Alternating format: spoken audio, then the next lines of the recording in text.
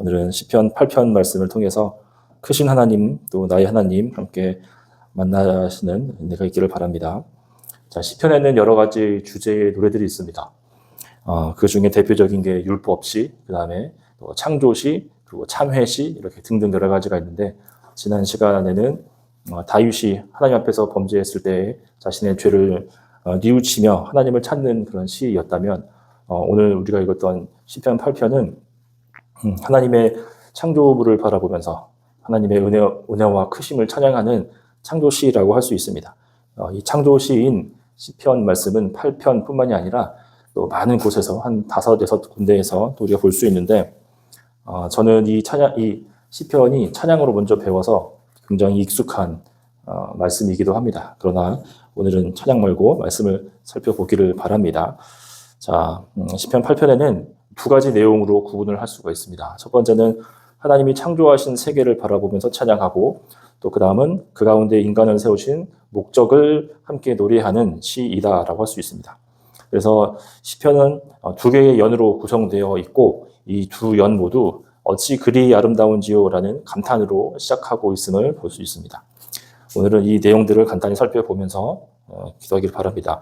자, 첫 번째 연은 하나님의 이름에 대한 찬양이라고 할 수 있어요.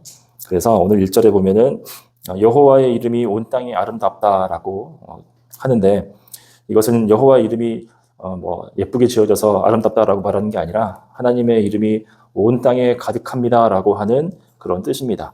그러니까 세상에 충만하신 하나님의 영광을 선포하고 고백하며, 또 이 고백은 시편 8편의 중심이기도 합니다. 그러니까 우리는 자연 만물을 바라보고 하나님이 지으신 것들을 바라보면서 하나님이 이렇게 크신 분이구나, 하나님께서 이렇게 온 세상의 왕이시구나, 이것들을 발견할 수 있다라고 할 수 있는 거죠. 자, 그 다음에 2절에서 말하는 것은, 여기에는 연약함의 대명사, 또 겸손의 상징인 어린아이와 젖먹이가 나오고, 그리고 자신의 힘을 내세우는 아주 오만한 원수들과 도복자들이 등장하고 있습니다.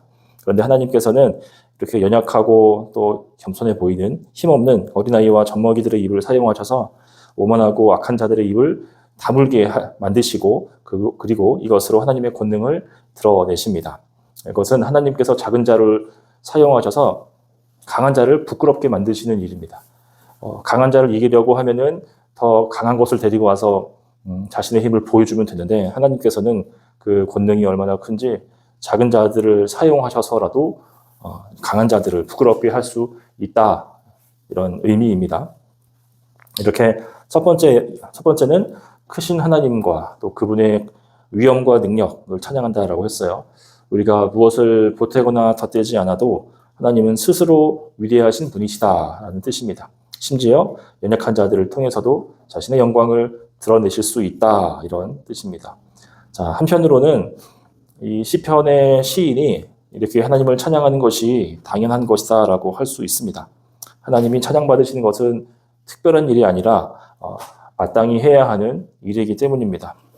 자, 그런데 이 고백은 저절로 되는 고백이 아니고, 하나님께서 마음에 또 믿음을 주셔서 하나님을 알고 만난 사람만이 할 수 있는 고백인 줄로 믿습니다. 왜냐하면 똑같은 세상을 바라보더라도 그곳에서 숨어있는 하나님의 영광과 또 그분의 다스리심을 볼 수 있는 사람이 있고, 또 볼 수 없는 죄로 오염된 지성을 가지고 있는 사람이 있기 때문입니다.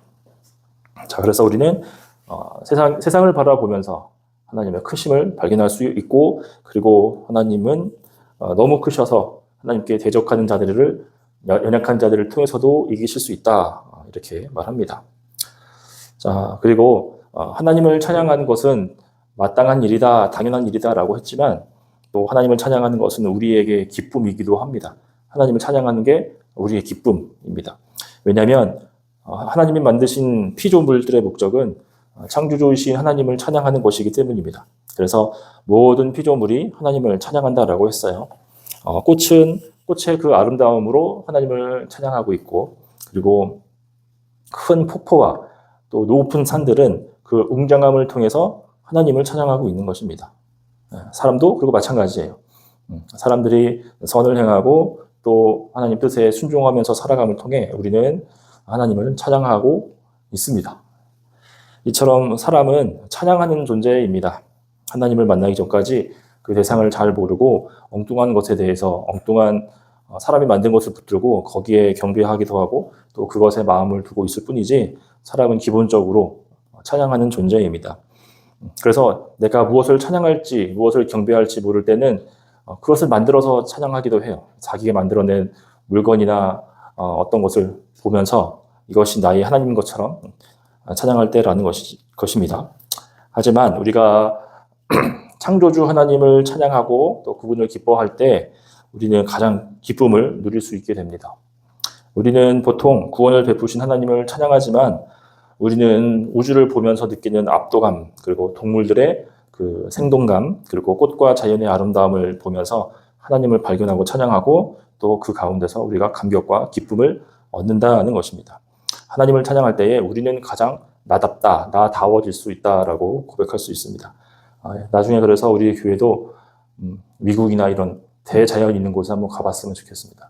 그 큰 자연을 바라보면서 때로는 무섭다라는 생각이 들기도 하거든요. 그래서 거기서 그냥 폭포가 무섭네요. 뭐 계곡이 크다 이런 계곡이가 아니라 계곡, 협곡을 보면서 하나님께서 정말 크신 분이다라는 것을 여러분들이 보면 좋을 것 같아요. 깊은 바다를 보면 어떤 마음이 들죠? 무섭다라는 생각이 들죠? 여긴 도대체 어디까지 내려갈까 이런 두려움이 드는데 그것도 그 나름대로 하나님을 찬양하고 있는 것입니다. 그래서 여러분들 우리가 가요 좋아하기도 하고 또 많은 찬양거리가 있지만 그런 노래가 있지만 가장 완전하시고 또 찬양받기에 합당하신 하나님 찬양할 때 우리의 기쁨이 있음을 다시 한번 오늘 시편 말씀을 통해서 마음에 새기고 돌아가면 좋겠습니다. 그래서 첫 번째 연애는 하나님이 만드신 자연을 보면서 자연을 보며 하나님을 찬양한다라고 그랬어요. 두 번째는 3절부터 9절까지 말씀인데 여기에서는 인간이 왕적인 존재임을 우리는 확인할 수가 있습니다. 하나님께서 왕이셔서 세상을 다스리시는데 그 통치권을 우리가 위임받아서 우리가 세상을 선하게 다스리는 존재들이다라는 것입니다. 아담이 하나님의 그 통치권을 대리자로서 에덴 동산을 경작하며 지켰던 것처럼 우리들은 다 하나님으로부터 그러한 역할들을 임무받은 사람입니다. 그래서 5절 말씀에 보면은 그를 하나님보다 조금 못하게 하시고 영화와 존귀로 관을 씌우셨습니다. 이렇게 말합니다. 그리고 7절과 8절도 보면은 가축과 들짐승, 공중의 새와 바다의 물고기, 그리고 바닷길을 다니는 모든 생물들도 언급하면서 인간에게 맡겨진 통치의 범위를 구체적으로 보여주고 있습니다. 이처럼 사람의 영광은 어떤 피조물보다 크다 이렇게 말할 수 있습니다. 여러분, 우리가 힘으로 따졌을 때 우리가 더 힘이 셀까요? 아니면 코끼리가 더 힘이 셀까요? 코끼리가 훨씬 힘이 세겠죠? 그리고 또 뭘로 할까요? 달리기. 우리가 달리기가 빠를까요? 아니면 사자가 달리기가 빠를까요? 사자가 더 빠르겠죠? 네. 그리고 또 뭐가 있을까? 똑똑한 걸로 한번 해보면 사람이 더 똑똑하긴 하지만 동물도 되게 똑똑해요.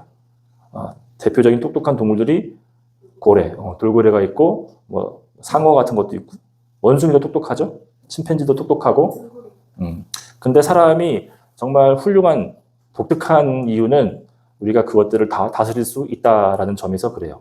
하나님은 우리보다 키 크고 힘센 동물과 식물들을 다스릴 수 있도록 해주셨어요. 그래서 1대1로 만나서 싸움을 하면 우리가 질 수 있지만 우리는 코끼리를 다 코끼리 등 위에 올라타서 관광을 하기도 하고 그리고 산에 있는 나무들을 이용해서 집을 짓기도 하고 또 지푸라기로 집을 지을 수도 있고 또 여러 가지 것들을 많이 할 수 있죠. 깊은 바다에 사는 물고기도 바다에 나가서 건져서 그것들을 뭐 맛있게 먹을 수도 있고 그렇죠. 또 다른 것에 쓸 수도 있죠. 또 땅을 파면 나오는 석탄, 석유 이런 것들을 활용해서 자동차를 타기도 하고 또 석유는 쓰이는 곳이 많아요. 비닐을 만들 수도 있고 옷을 만들 수도 있고 약을 만들 수도 있어요. 네, 그래서 사람은 세상을 다스리는 존재예요. 알겠죠? 네, 우리가 힘세서 다 이기는 그런 게 아니라 하나님이 세상을 다스리시듯이 우리도 세상에 하나님처럼 다스릴 수 있는 존재다. 그래서 우리는 하나님을 닮은 존재. 그래서 우리가 힘이 조금 약하다 하더라도 세상에서 가장 영광스러운 존재들임을 알 수 있다는 것입니다. 알겠죠? 그런데 우리 1절과 9절 말씀을 보면은 눈으로 한번 쭉 보세요. 여기 보면 어때요? 말씀이 똑같죠? 1절과 9절에 보면 여호와 우리 주여 주의 이름이 온 땅에 어찌 그리 아름다운지요. 여기 나오고 있죠? 이거는 시이기 때문에 그래요. 1절과 9절, 제일 첫 절과 마지막 절에 똑같은 말씀을 부어서 이 중심 내용이 무엇인가를 알려주는 것입니다. 그리고 이 시를 1절과 9절, 첫 번째 절과 마지막 절이 감싸고 있는 것처럼 보여주죠. 그런데 1절과 9절의 의미는 조금 다를 수 있죠. 1절은 하나님을 찬양하고 또 9절에서 내용은 왕권을 우리에게 주신 하나님을 찬양하는 거죠. 그러나 세상을 다스리시고 만드신 하나님의 이름을 찬양한다는 점에서는 똑같다라고 볼 수 있어요. 이처럼 하나님의 이름은 하나님의 크심을 나타내기도 하지만 또 동시에 하나님을 찬양하는 것이 우리의 존재의 목적이며 기쁨임을 알려줍니다. 여러분, 그래서 믿음 생활에서 결론이라고 할 수 있는 것, 또 다 이렇게 모여지게 되는 그런 지점은 바로 찬양이라고 할 수 있는 것 같아요. 우리가 찬양은 곧 노래다라고 생각할 수 있는데 노래로 하나님을 찬양하는 것이지 노래가 곧 찬양은 아니겠죠. 우리 하나님을 기쁘시게 하고 자랑하는 것은 우리의 삶이나 우리의 또 이웃을 대하는 태도나 이런 것으로 얼마든지 하나님을 찬양할 수 있어요. 거꾸로 생각해 보면 쉽죠. 우리가 예수님을 믿는다고 하면서 안 믿는 사람들과 똑같이 말하고 생각하고 또 여러 가지 것들을 한다면 사람들은 우리를 통해서 하나님을 찬양할 수 있기보다는 하나님의 얼굴에 목취를 한 사람이 될 수가 있어요. 그것처럼 우리가 하나님 말씀에 순종함으로 하나님을 찬양할 수 있고 또 우리의 말로, 우리의 고백으로 나는 하나님을 사랑하고 찬양합니다 이렇게 할 수 있고 또 노래로 할 수 있고 또 여러 가지 것들로 우리는 하나님을 찬양합니다. 어쨌든 사람은 하나님을 찬양하는 존재이다. 그리고 하나님의 이름, 그분의 이름이 우리의 위로이고 기쁨임을 꼭 기억했으면 좋겠습니다. 하나님을 생각할 때에 그분의 행하신 일들을 생각할 때에 우리는 기쁨을 회복하고 또 위로해 주시는 하나님께 소망을 품고 나아갈 수 있습니다. 참 예배를 우리가 회복하고 또 다른 좋은 것을 주시기 때문에 하나님을 찬양하기보다 하나님 자체, 이 지금 시편의 기자가 말하고 있는 것처럼 하나님의 세상을 다스리심이 크고 놀라워서 또 그분이 내 아버지가 되셔서 우리에게 위로와 소망과 힘이 되는 은혜를 얻기를 바랍니다. 오늘 말씀에 찬양하듯 우리도 같은 마음과 같은 자세로 하나님을 찬양하고 그로 인해서 우리 심령이 또 복을 누리는 우리 모두가 되기를 바랍니다.